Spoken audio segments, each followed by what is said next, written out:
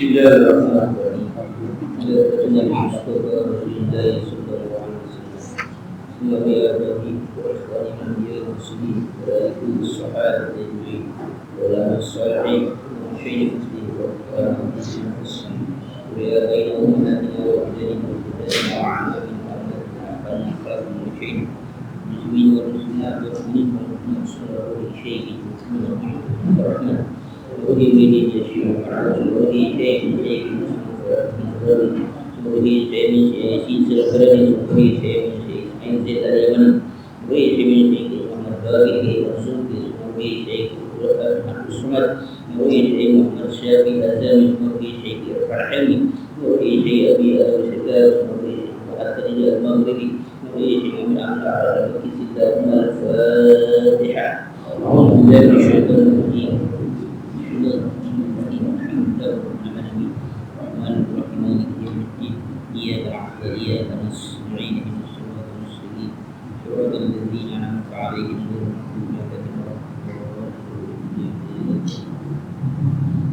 Bismillahirrahmanirrahim. Alhamdulillahirabbil alamin. Wassalatu wassalamu ala sayyidina Muhammadin wa ala alihi wa sahbihi ajma'in. Ma ba'du inna sabal hadits kitabullah wa qala hadits Muhammadin sallallahu alaihi wasallam. Syarrul umuri muhdatsatuha wa kullu muhdatsatin bid'ah wa kullu bid'atin dhalalah. Bismillah sadri wa yassir li amri wa hlul min lisani yafqahu qawli. يا فتاه يعين درسه يا كريم افتح لنا وعارف بك وكرامك يا اكرم الاكرمين سبحانك لا علم لنا الا ما علمتنا انك انت العليم الحكيم وتب علينا انك انت التواب الرحيم. بسم الله الرحمن الرحيم. قال المعلم ورحمه الله ونفعنا به وبكم في الامين ولا يحث على طعام المسكين ay wala yahussu ala it'amil miskin. Ayat selanjutnya yang menceritakan tentang sifat-sifat orang kafir atau orang munafik dalamnya adalah wala yahussu ala it'amil miskin. Artinya wala yahussu, dia tidak menganjurkan, tidak memotivasi orang lain ala it'amil miskin untuk memberi makan orang-orang miskin. Qala kemudian wa fi qawli wa la yahuddu. Kenapa ada kata-kata wa la yahuddu? Isyaratun ila annahu la yut'imu idza qala. Ini adalah isyarat dari Allah Subhanahu wa taala. Dia tidak mau memberi makan orang miskin tidak qadara apabila dia mampu. Artinya ada pertanyaan, Allah mengatakan wala yaqulu, tidak memerintahkan, tidak mengajak orang untuk memberi makan orang miskin. Kenapa tidak redaksinya dan dia tidak memberi makan? Jadi apa? Ada kata-kata tidak memerintahkan, tidak mengajak, bukannya dia sendiri yang melakukan. Ibnu Hayyan mengatakan ini isyarat bahwa sekalipun nanti dia mampu memberi makan lain, dia tidak akan mau memberi makan. Wa qala ar-Razi wa in qila lima qala wa la yaqtu ala al-miskin wa lam yakul wa yutimul miskin. Imam ar-Razi mengatakan kalau ditanya, kalau ada orang yang nanya lima qala wala yaqtu ala ta'amil miskin, kenapa Allah mengatakan wala yaqtu ala ta'amil miskin, walam yaqul, Allah tidak mengatakan wala yutimul miskin. Jadi tidak memotivasi, tidak menyuruh, tidak mengajak orang lain untuk memberi makan orang miskin. Kenapa tidak langsung saja bicaranya wala yutimul miskin, tidak memberi makan orang miskin? Nah, kalau ditanya macam itu, bagaimana jawabannya? Fal jawab annahu idza mana al-yatima haqqu fa kaifa yutimul miskin min mali nafsi. Ini ada kaitan dengan ayat sebelumnya. Maka jawabannya, apabila dia tidak mau memberikan hak anak yatim, idza mana al-yatima haqqahu, dia tidak memberikan hak anak yatim, fa kaifa yut'imul miskin min mal nafsi? Bagaimana dia bisa memberikan orang miskin dari hartanya sendiri? Jadi ada kaitan yang kemarin, yang sebelumnya apa? Fadzalikal ladzi yad'ul yatim. Yad'ul yatim itu tidak hanya dikatakan menghardik, memarahi, tapi pada hakikatnya tidak memberikan hak anak yatim. Kalau ada orang yang tidak mau memberikan hak anak yatim, apalagi mau mengasih makan orang miskin dari hartanya sendiri. Kenapa? Karena orang anak yatim itu punya hak pada hartanya.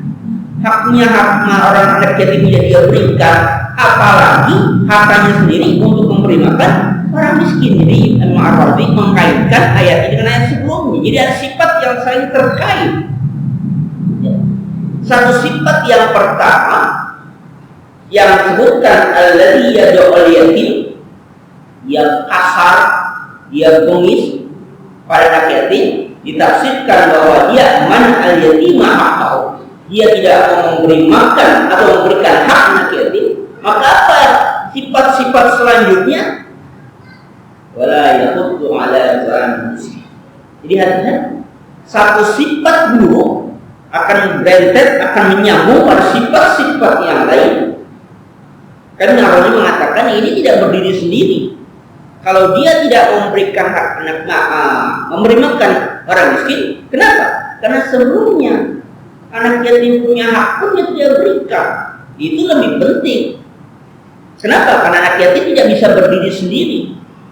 Kalau orang miskin mungkin saja dia bisa mencari dari jalan lain, tapi anak yatim tidak. Ingat kata-katanya anak yatim. Orang disebut anak yatim itu ketika dia yatim usianya di bawah usia balik. Bukan hanya yang nggak punya bapak. Bagi saya memang belum anak yatim kan. Coba dia. Nanti punya bapak. Jadi apa? Kalau di usia sudah balik, ya sudah nggak disebut anak yatim lagi gitu. Jadi disebut anak yatim usianya Pak sebelum balik. Kita misalnya apa 15 tahun, nah itu udah belum punya udah nggak punya orang tuanya, dia anak yatim. Kalau udah usia balik, dia nggak anak yatim lagi, dia sudah mandiri.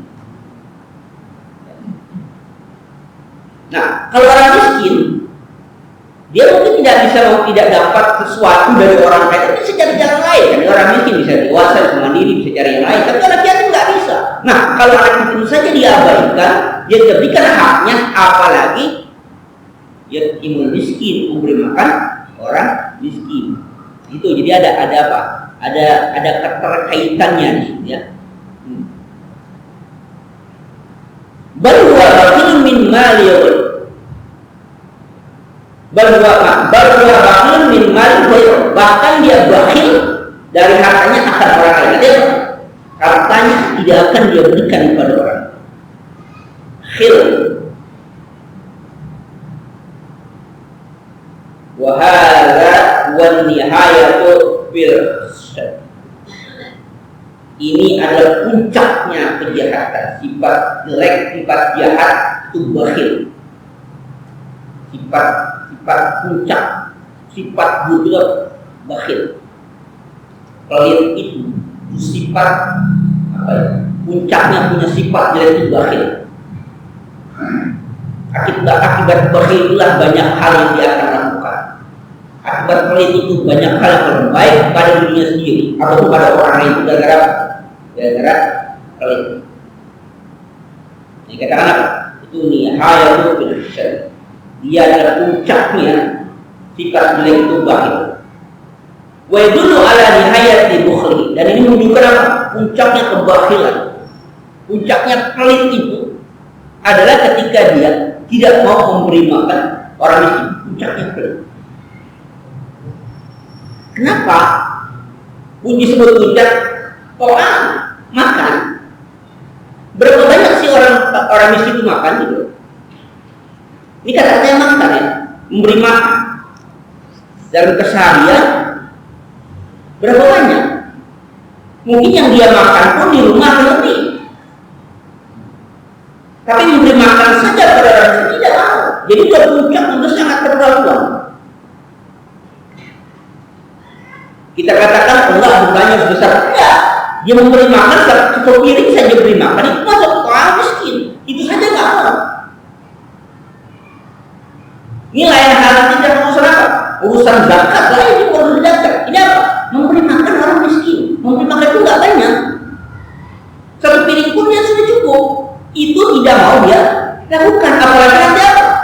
Hitung-hitungan harta kekayaan berapa yang dikeluarkan? 25%. Berapa zakatnya? Gitu tuh. Orang miskin ngomongnya gampang, 25% aja. Ya orang miskin punya harta 1 juta. 25% berapa? Berapa dia? 25%. Kalau uang 1 juta, zakat 25% berapa dia? Berapa? Itu nggak ada orang kaya ya? Berapa? 25.000. 250 ya? 25.000. 20? Begitu ya? Kalau 1 juta? Kecil atau gede? Kecil. Kecil ya? Ya kalau 1 juta. Kalau dia punya 10 miliar? 25 juta. Ya berasa juga ngeluarinnya.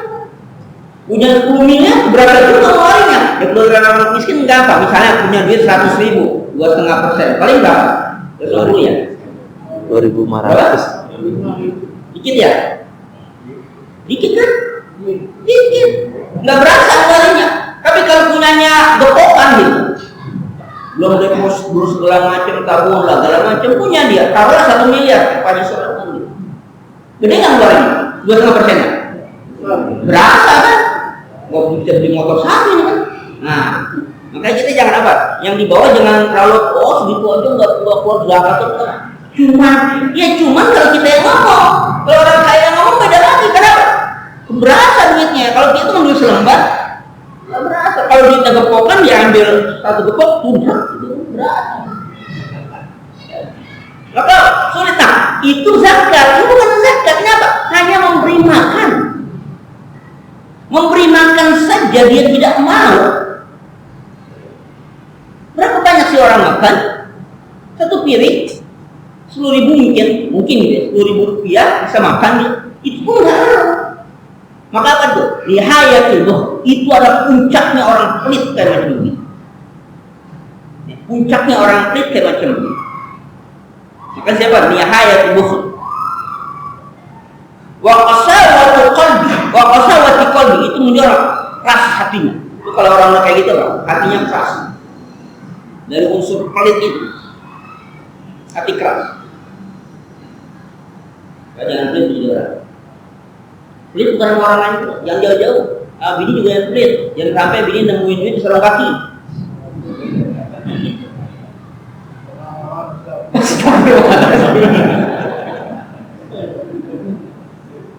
Bini saya mencato, ngapain seperti itu? Saking pelitnya tuh. Ya. Kenapa ada duit di selang kaki? Ya.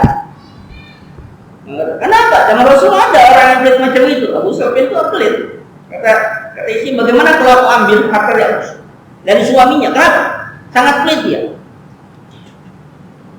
Rasul boleh kamu ambil harta suami kamu, tapi untuk ukuran kecukupan kamu dan anak kamu, nggak boleh lebih dari itu. Itu saking apa ya? Saking pelitnya. Cuma bini jangan pelit lah. Kasih aja yang dia mau.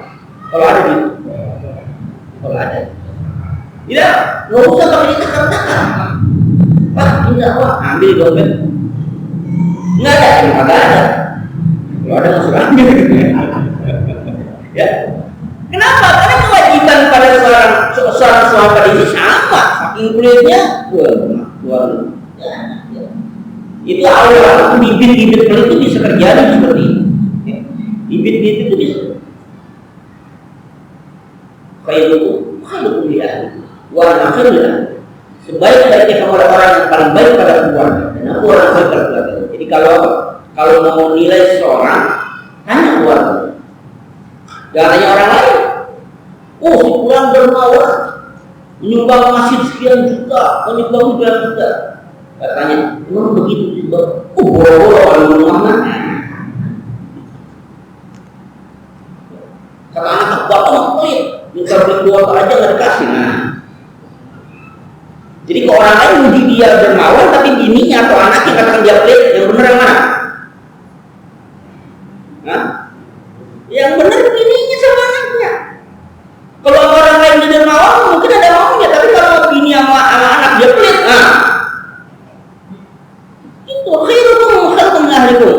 baik adalah orang yang paling baik pada keluarga. Sifat pada keluarga baik, insya Allah pada orang lain baik. Itu apanya? Makanya dikatakan ini akan merentet. Disebut apa? Dia dikatakan masyarakat di qalbi, itu keras hatinya. Kalau orang itu apa? Hatinya keras. Kasar nanti dia pada orang lain. Wa khasarati tabi'in, dan keji karakternya. Orang itu karakternya keji, jelek akhlaknya. Orang pelit karakter, salah satu karakter pelit, tapi apa? Berimbas pada sifat yang lain. Akan keras hatinya, akan jelek kelakuannya, akhlak akan berapa? Gara-gara apa? Pelit. Pelit sama perhitungan beda ya, Pak? Pelit sama hitungan beda. Kalau perhitungan amat wajib, kalau perhitungan harus perhitungan, ada hitungannya. Ini lain pelit ya, mubakhir. Nah, walhasil annahu la yutimul miskin wa la ya'muru bil amin bi annahu yukazzibu bil qiyamah. Kesimpulannya, orang yang enggak mau memberi makan orang miskin dan tidak memerintahkan, tidak mengajak orang lain untuk memberi makan orang miskin, innahu yukazzibu bil qiyamah. Berarti orang itu tidak percaya atau mendustakan akan adanya hari kiamat. Walau aman bil jaza wa yaqana bil hisabi lama sadara dzalik. Seandainya walau aman bil jaza, seandainya dia beriman akan ada hari pembalasan, wa yaqana bil hisab, dan dia yakin akan adanya hisab, akan ada perhitungan di akhirat, lama sadara dzalik, pasti enggak akan bersifat seperti itu. Jadi orang bakhil berarti dia tidak percaya kenapa? Adanya hari pembalasan atau ada ganjaran nanti. Kenapa? Karena kalau dia percaya, sudah saya berikan sekian, toh Allah akan mengganti. Saya berikan sekian, Allah akan ganti. Di mana? Di akhirat gantinya. Jadi orang pelit itu salah satu indikatornya adalah bahwa dia tidak percaya akan adanya hari kiamat, akan adanya pembalasan. Kenapa? Karena dia tidak percaya bahwa apa yang diberikan akan didapatkan. Dan dibalas oleh Allah Subhanahu wa Ta'ala. Ini berakibat kepada ketauhidan. Tidak hanya sekedar cuma pelit doang, enggak, ada apanya? Ada efek dari itu semua. Ya, ada efeknya. Ada ketauhidan, ada akidah. Berarti dia tidak percaya akan ada pembalasan, bahwa yang dia keluarkan akan dapatkan dibalas oleh Allah Subhanahu wa Ta'ala. Sebaliknya, kalau dia menahan hak orang lain, akan disiksa oleh Allah. Ada pembalasan. Nah, kalau itu tidak dilakukan, maka itu indikator, tanda-tanda bahwa dia tidak percaya akan ada hari kiamat atau hari pembalasan. Nah, itu hati-hati. Hak orang lain tidak diberikan, ya, hak orang lain itu ada hak. Tapi Assalamualaikum lisai wal mahrum. Pada harta mereka itu hakun lisai, bagi orang minta wal mahrum. Tidak ada orang yang menjaga kehormatan, dia butuh tapi tidak minta. Ini hati-hati. Kalau asail, orang minta, kita tahu dia minta, mungkin dia butuh, kita beri, gampang. Tapi yang sudah tuh al-mahrum, apa-mahrum? Orang yang menjaga kehormatan, dia butuh tapi enggak minta, itu harus perhatikan. Dia butuh tapi enggak minta, itu harus perhatikan. Kalau minta gampang, dan kadang-kadang orang minta itu enggak semuanya butuh. Kadang-kadang minta itu dia apa? Profesi dia. Tapi yang apa? Al-mahrum, dia butuh tapi enggak minta, itu yang sulit kita. Tapi orang kayak gitu jangan kita remehkan. Apa remehkan itu? Ya lu lagi miskin belagu gitu kan. Orang miskin minta aja gitu. Lu miskin nggak minta, ya gua nggak tahu. Nah, jangan begitu, nggak bisa. Itu artinya orang kaya tidak peduli. Maka Rasulullah, apabila orang tidur dalam keadaan kenyang, tidak beriman. Orang yang tidur dalam keadaan kenyang, sedangkan tetangganya dalam keadaan lapar, itu dianggap nggak beriman, nggak sempurna imannya. Orang kaya karena gua tahu. Kalau dia kenyang, tetangganya lapar, anda pun nggak tahu gitu. Masa kita nggak beriman? Artinya dia nggak peduli. Bukan masalah tahu nggak tahu, artinya dia nggak peduli. Atau ada yang susah nggak minta-minta, dia nggak tahu. Tapi itu belagu, miskin belagu lagi. Orang minta aja, kalau nggak minta nggak ada yang tahu, nggak begitu. Itu artinya dia Dia orang menjaga hormat untuk minta, dia berusaha tapi dia butuh. Bagaimana selayaknya orang kaya yang ngapain? Yang punya perhatian ke sana. Orang yang punya kekuasaan misalnya, nggak usah tinggi-tinggi ke presiden, RT. Perhatikan lingkungannya. Umar Khattab ketika ada orang mencuri, tangkap orang mencuri, dan Umar Khattab tidak memotong tangan pencurinya walaupun sudah sampai di surga. Ditanya, kenapa kamu mencuri? Aku mencuri karena lapar. Aku mencuri untuk makan. Umar Khattab memanggil orang-orang kaya di sekitarnya. Akhirnya apa yang terlakukan oleh Umar Khattab? Beliau tidak memotong tangan pencuri, bahkan memotong harta-harta orang kaya. Kenapa? Berarti dia tidak peduli sama lingkungan. Ada orang miskin yang sampai nyolong, sampai mencuri gara-gara mau makan. Yang salah siapa? Bukan orang miskin, yang salah orang kayanya. Dipanggil pejabatnya. Pejabat dalam pengertian seperti itu, apakah kita RT, RW, itu gubernurnya. Dipanggil. Kenapa ada yang macam ini? Di wilayah orang kaya banyak, tapi ada orang miskin. Orang kaya banyak, tapi ada orang miskin. Ini gimana pengaturannya? Pemimpin. Ya. Jadi kalau dia beriman pada hari akhir, beriman akan ada pembalasan nanti, maka nggak akan muncul sifat macam itu, sifat berakhir. Dia kumpulkan harta bendanya, kan tidak mau keluar zakat, tidak mau memberi makan orang miskin, tidak mau menyentuh yatim. Alhasil buat apa harta itu? Ketika dia mati pun dia bawa. Maka Allah akan perhitungkan. Ayat selanjutnya, fawailul muslimin. Ini kaitan orang munafik. Ayat halakul wa'adzamul muslimin dan munafikin. Celaka bagi orang yang sholat. Yang dimaksud celaka dan akan diazab bagi orang yang sholat. Lil muslimin dan munafikin. Ini orang-orang yang orang-orang munafik. Ayat muttasifina bihadil awsatil qabihati. Ini orang yang akan Allah sebutkan sifat-sifatnya yang jelek ini. Mana sifatnya?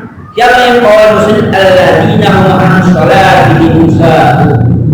Yang celaka itu adalah orang mereka yang an sholatihim sahun. Dari sholat mereka itu sahun, lalai. Ayat alladzina hum ghafiluna an sholatihim. Itu orang-orang yang lalai dari sholat mereka. Apa maksudnya lalai? Yu'akhirunaha an awqatiha tahawunan biha. Orang yang mentakhirkan waktu-waktu sholat tahawunan. Kenapa? Karena meremehkan. Ya dinahumillah. Jadi bawal muslim alladzina hum an sholatihim sahun, artinya dia lalai tapi lalainya sengaja yuakhiruna an awqatiha tahawunan. Jadi apa? Tahawun itu menghinakan, meremehkan. Dah gampang sholat malam. Hati-hati. Mesti hati-hati kita. Sibuk silakan, tapi jangan meremehkan sholat.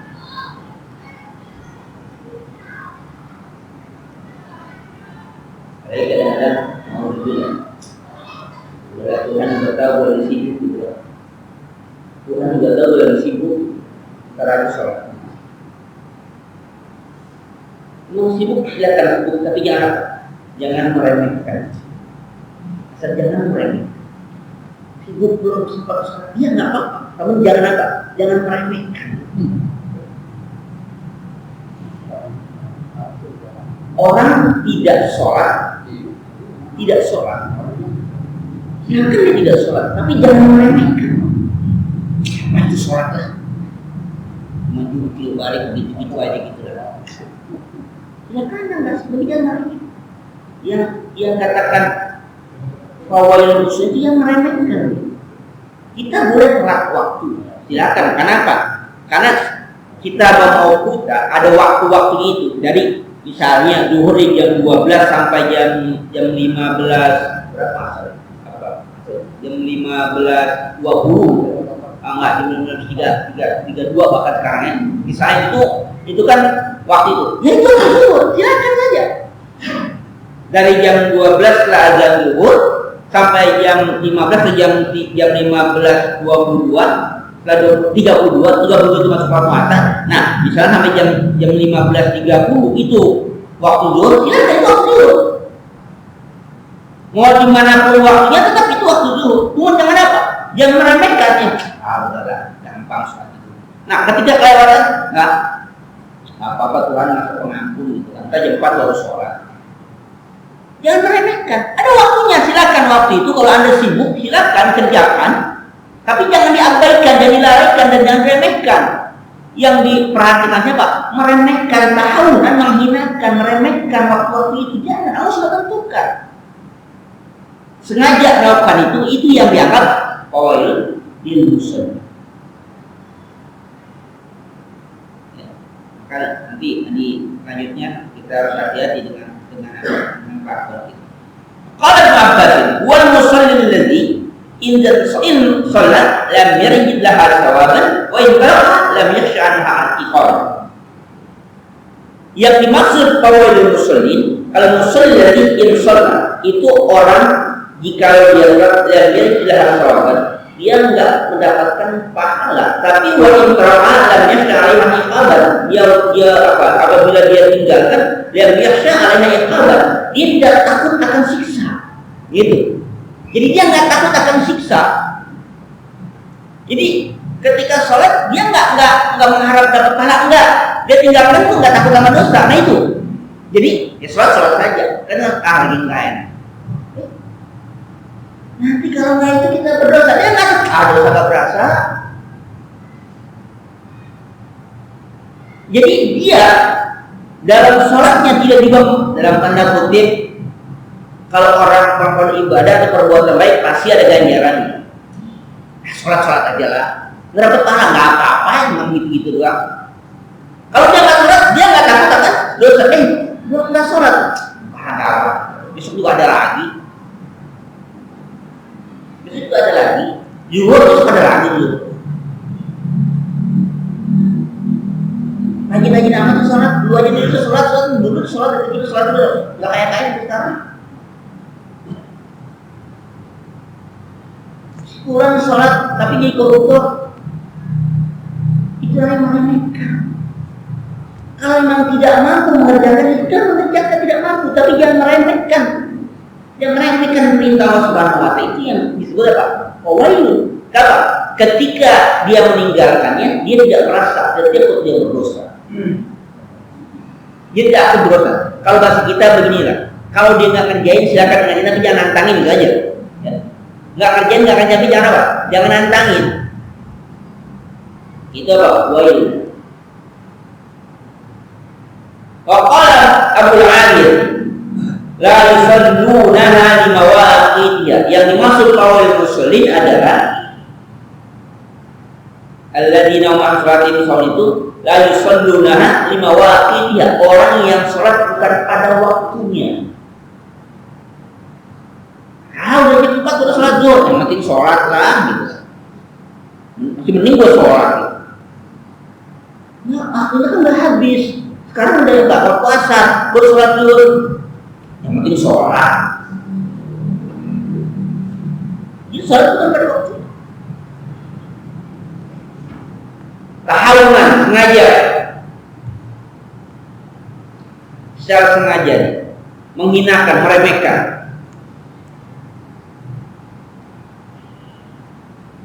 Ibnu Ali Abu Ali mengatakan wala yatimuna ruku'aha wala sujudah, dan mereka tidak sempurna rukuknya, tidak sempurna sujudnya. Ini Abu Ali yang mengatakan seperti itu. Ya Pak, rukuknya enggak sempurna, sujudnya enggak sempurna. Seperti apa sih sempurnanya sujud? Seperti apa sempurnanya rukuk? Berkaitan dengan fikih lagi nanti. Yang sujud itu ada tumaninanya, kesempurnaan ada tumaninanya. Nah, Abu Ali mengatakan itu yang sahun. Yang sahun itu ini maksud dia waib, sahun itu tidak sempurna rukunya, tidak semua sujudnya, tidak ada tidak sempurna rukunya, sujudnya dan tidak ada tumaninanya. Di antara ini. Wa qasu ila Rasulullah sallallahu alaihi wasallam al-ayat. Faqala humul ladzina yu'akhiruna sholata an waqtiha. Rasulullah SAW ditanya tentang tafsir ayat ini, bahwa muslimin alladzina masalah itu bagaimana tafsirnya? Faqala Rasulullah SAW menjawab, humul ladzina yu'akhiruna sholatan waqtiha, itu orang-orang yang mentakhirkan sholat dari waktunya. Jadi tidak pada waktunya, secara sengaja. Oh, berarti ada dong yang nggak sengaja? Ada, lupa dia, ketiduran, itu nggak sengaja, boleh, nggak berdosa dia. Ya, itu apa? Tidak ada beban, tidak takut dia, ketiduran, capek, jam 11 tidur, bangun jam 4, tidur lewat. Kapan salatnya? Itu kan dia bangun salat. Kesiangan, bangun jam 7 pagi, belum sholat subuh, ya sholat subuh. Tapi dengan syarat dia tidur tak bangun-bangun. Kalau dia udah bangun azan berkumandang, dia tidur lagi, itu bukan ketiduran, sengaja tidur. Bismillah, bukan tidak Bismillah. Kita lah, Bismillah. Udah azan berkumandang. Rebahan dulu, bablasan, bangun subuh, isyarat, itu bukan ketiduran, tidur. Kenapa? Udah berkumandang dia nggak salah. Beda antara tidur dan ketiduran. Maka dia nggak yahtamun, nggak mementingkan sholat itu. Maka dia khawatir kita termasuk dalam yang akhirnya sholat al-waqti. Qala Mas'ud lamma qala ta'ala an salatihim sahun bila fi'an. Ketika Allah an salatihim sahun, kata an salatihim sahun, itu dari, tidak pakai huruf i. Orang yang lalai, orang an salatihim dari salatnya sahun. Kamu tuh lalai, pakai an. Kenapa pakai an? Ini itulah yang orang bertafsir itu susah. Dia dari sisi bahasa aja dipahami, ada konsekuensi yang berbeda, perbedaan huruf. An dengan ini sama-sama huruf jar, tapi kenapa pakai an? Ulama annaha fil munafiqin, diketahui itu terjadi pada orang-orang munafik. Ulihada qala ba'd salafi, oleh karena itu berkata ulama salaf, para sahabat tabi'in, lamma qala ta'ala an salatihim sahun, alhamdulillahilladzi qala an salatihim wa lam yakun fi salatihim. Segala puji bagi Allah yang berfirman an salatihim sahun, tidak mengatakan fi salatihim sahun. Jadi firman itu an salatihim, kita biasa mengatakan dari salatnya. Allah tidak mengatakan alladzina hum fi salatihim, pada salatnya, enggak begitu, tapi pakai an salatihim. Itu ada konsekuensi logisnya. Lianna law qala fi salatihim lakana fil mu'minin. Kalau Allah yang berfirman dengan kata-kata fi salatihim, itu berlaku, itu terjadi pada orang-orang yang beriman. Tapi an salatihim itu hanya terjadi pada orang-orang munafik. Cuman an sama fi, an sama fi itu imbasnya, frekuensinya sangat jauh. An salatihim terjadi pada orang munafik, kalau fi salatihim terjadi pada orang-orang yang beriman. Kenapa? Wal mu'minu qad sahwu fi salatihim, orang mukmin juga terkadang lalai. Tahu itu lupa, lalai dalam sholat. Orang beriman juga kadang-kadang lalai dalam sholat, lupa dalam sholat. Apa tanda lupa dalam sholat? Kadang-kadang kita lupa ya. Ini udah 2 rakaat atau 3 rakaat? Ya kan? Ya.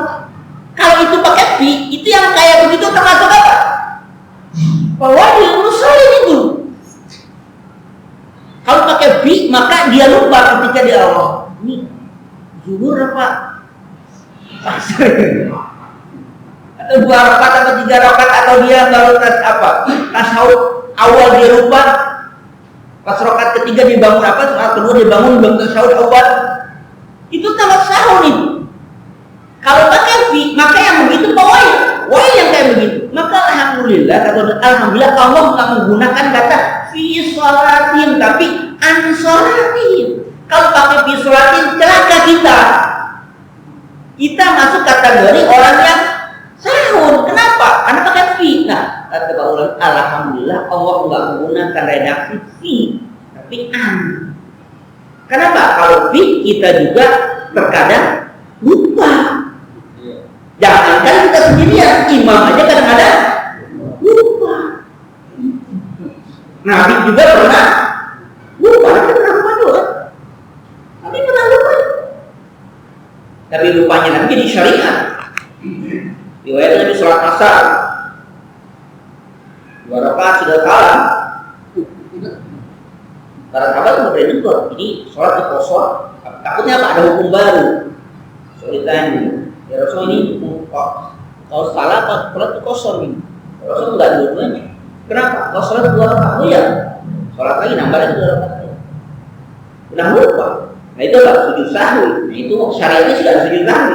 Jadi ada aturannya kalau sujud sahwi. Maka sekarang kalau yang lupa ada sujud sahwi.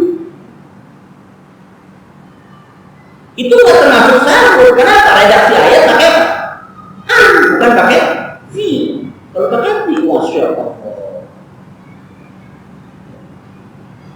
Kadang-kadang sering lupa. Maka ini tidak terjadi pada orang yang beriman. Tapi kadang-kadang mengatakan walaupun baina sahwa ini wajib. Tapi ada apa? Ada perbedaan antara orang munafik dengan orang beriman. Munafik juga lupa, lalai. Orang iman juga lalai. Tapi ada perbedaannya katanya. Berbeda wajib berjelas. Baina sahwa munafiki sahwu tarkin wa qillatil tifati ilaiha.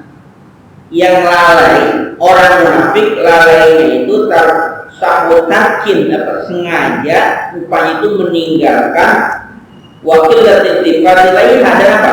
Dan sedikit untuk rasa peduli sama sholat. Jadi enggak apa? Enggak dicondong sama sholat itu, enggak peduli itu ya, masalah sholat enggak. Itu namanya orang munafik. Bahwa ini boleh. Yang membolehkan siapa nih? Yang membolehkan siapa? Ini dulu nanya. Oh ini dulu. Boleh Pak ya? Boleh katanya. Konsep dari menyandungi anak yatim itu kan tadi Ustaz sudah bilang bahwa anak yatim itu masuk kategori anak yatim umumnya belum balik, ya kan? Berarti maminya masih muda-muda. Makanya sih anak-anak ini, ya kan? Ya, itu konsepnya. Iya. Ya, makanya saya tanya konsepnya, ya kan? Nah, biasanya anak yatim itu disantuni, ya kan? Dikasih uang, dibeli baju, dibeli sepatu, anak itu. Artinya ada seorang yang nggak susah, dengan 2 anak yatim, ya kan? Anak-anaknya dibeliin baju baru, sepatu baru. Nah, yang beliin baju baru untuk maminya siapa? Ya bapak. Masa Haji Dede? Iya, Benny kali ya? Udah. Gitu. Konsepnya itu yang ditanya. Yang menarik di bagian belakangnya ini. Makanya siapa yang ini yang beliin baju baru? Masa Uza itu di rumahnya doang. Ini jangan sampai gagal fokus ya. Pertanyaan anak yatim bukan emaknya ya. Oke, ya, kita tindak ini balik dulu ke belakang. Al-Quran nggak mengajarkan konsep kita yang membuat. Konsep itu kita yang membuat. Al-Quran nggak mengajarkan konsep. Al-Quran yang memotivasi, mengatakan anak yatim harus. Yang kata-kata menyantuni itu kalau bahasanya Al-Quran, bahkan kan ana wa kafil yatim kahataini fil jannah. Ana wa kafil yatim. Aku orang yang kafil. Kafil itu orang yang mengurusi, yang mengayomi, yang melindungi anak yatim, bukan yang menyantuni anak yatim. Ingat. Di dalam konteksnya dia nih, kita katakan ini bahasa yang digunakan oleh hadis itu kafil. Kafil itu bukan yang menyantuni. Jadi setiap tanggal Muharram ya, Muharram kan kumpul anak yatim, terus kasih segala macam, selesai. Itu menyantuni? Bukan. Menyantuni dalam bahasa hadis itu bukan. Itu namanya menyumbang buat anak yatim. Yang namanya kafir itu kebutuhan sehari-hari dia. Apa yang dia butuhkan? Butuh makan, butuh pakaian. Itu dia yang bertanggung jawab. Itu namanya kafir. Konsepnya terserah. Mau sendirian, asuh misalnya. Mau kolektif, kumpulin rame-rame di masjid. Ada punya apa donatur tetap atau apa namanya, ada berapa anak yatim santuni, ada 10 orang, maka 10 orang dalam setiap 1 minggu sekali atau 1 bulan sekali dia dapat dana, tapi dana itu dari apa? Kolektif kita. Itulah yang harusnya konsep dilakukan seperti itu. Jadi bukan apa? Bukan instan, bukan apa? Bukan sifatnya konsumtif, sekali selesai. Udah pernah kayaknya itu. Nggak bisa, itu bukan kafir namanya. Yang namanya kafir itu dia mengayomi, melindungi dan memenuhi kebutuhan anak itu. Kebutuhan apa? Setiap hari, bukannya 10 Muharram doang. Emang dia makan 10 Muharram doang? Setiap hari. Kita harus peduli, nggak bisa sendirian rame-rame. Nggak bisa sendirian, kenapa? Nggak mampu ya sendirian. Sehari 10.000, nggak mungkin tuh anak yatim. Nggak mungkin. Oke, kalau nggak mungkin, ayo kita rame-rame. 1 orang 10.000. Berapa ada yang kita akan ayomi di masjid ini? Ada 200 orang. Ayo 200 orang. Donaturnya berapa anak yatimnya? Ada 10 orang. 10 orang. Berapa tiap bulan? Nah, tiap bulan hitung. Dan sehariannya berapa? Sehari ini 20.000. Berapa dia per bulannya? Itu namanya kafir. Konsepnya kita yang menentukan, terserah.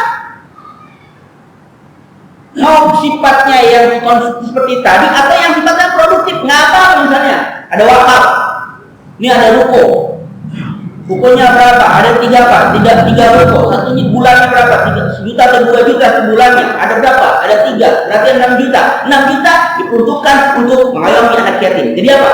Itu pun sama kafir. Jadi bukannya apa? Menyumbangkan harta anak yatim, itu nyumbang, itu tidak termasuk anak wakaf, itu bukan anak wakafir. Ini bukan kafir, itu mah menyumbang, bukan mengayomi, bukan melindungi. Itu tidak masuk kategori kafir. Maka hadiahnya cukup besar. Anak wakafatin kahataini fil jannah. Aku dekatnya dengan Rasulullah kahataini fil jannah. Beda. Satu dulu ya. Negatif dulu, belum naik rumahnya, enggak negatif dulu. Rumahnya tanggung jawab siapa? Rumahnya tanggung jawab siapa? Tanggung jawab laki-laki. Makanya Islam boleh kami, oke? Setuju? Ya mana sejarah terserah jamaah aja. Bukan, yang Rasulullah nikahi kan rata-rata kita istiaja kan apa? Para janda.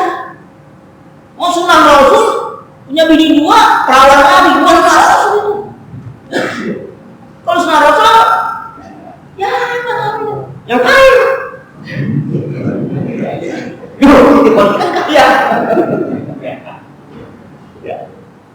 Kenapa nggak masuk itu pada jandanya? Hadis pun ada yang seperti itu, tapi yang namanya orang dewasa ketika dia ditinggal wafat oleh suaminya anaknya, termasuk itu kan?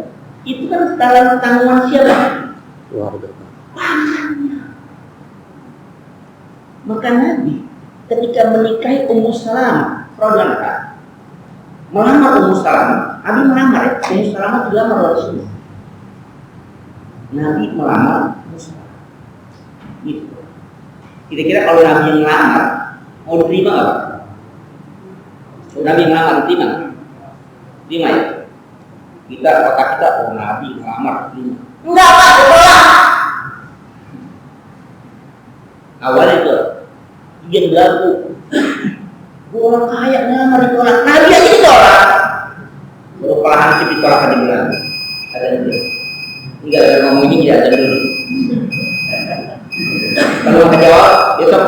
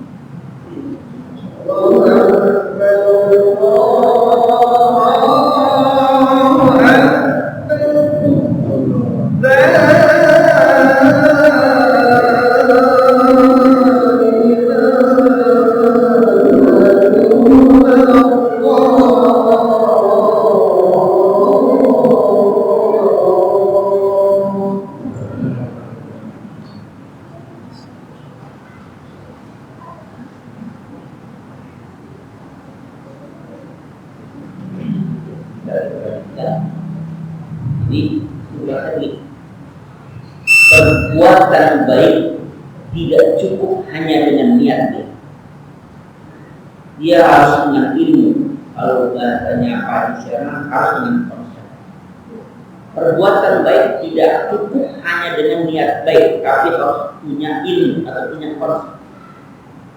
Pak Syarman niat baik, ada janda. Dia niat baik kan?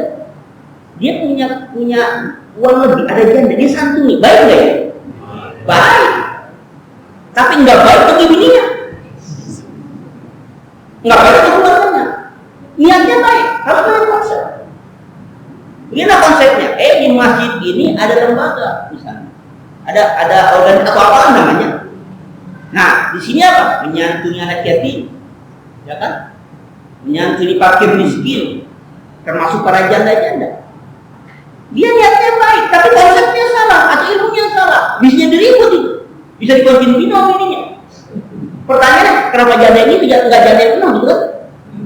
Kenapa janda yang cakep, nggak janda yang udah penuh? Kan tanya begitu. Niatnya baik, tapi nggak punya konsep, nggak punya ilmu, salah. Tidak apa? Betul kita punya konsepnya bagaimana? Itulah konsep itu nggak diatur Al-Quran. Konsep tidak mengatur. Quran hanya memotivasi kita untuk menyantuni, melindungi dan sebagainya. Tapi caranya terserah kita. Quran nggak mengatakan disekolahkan tuh anak, enggak. Quran tidak mengatakan kasih makan tidak. Tapi apa? Pokoknya kamu mengayomi. Caranya terserah. Mau kolektif, mau pribadi, asal tidak membunuh. Termasuk emaknya, anak yatim itu. Terserah. Mau caranya dengan apa? Dengan kolektif macam tadi kalau niatnya hanya niat saja, habis ngaji nih malam Kamis, janda santuni, ujuk-ujuk bawa beras, bawa pakaian, datang ke rumah janda. Digerebek. Dia bilang, niat saya, siapa yang tahu niatnya? Maka apa? Betul kan? Apa? Punya konsep. Dalam pengertian ini punya ilmu, konsepnya bagaimana supaya terayomi tapi tidak menimbulkan mudarat, tidak jadi mudarat bagi pribadi dia di rumah tangga ataupun pada orang lain. Yang mudah-mudahan konsepnya kita bicarakan nanti. Allah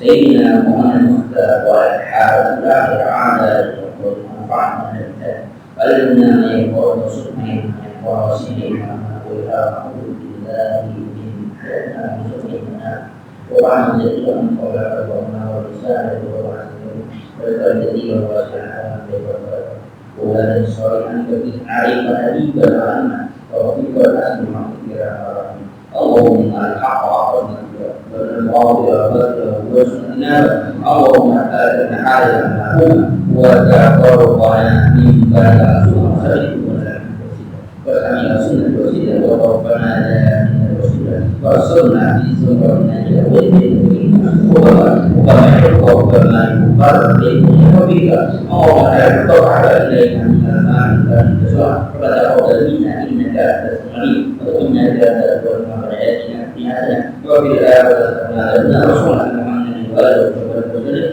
وعن جل وعلا وسلم والحمد لله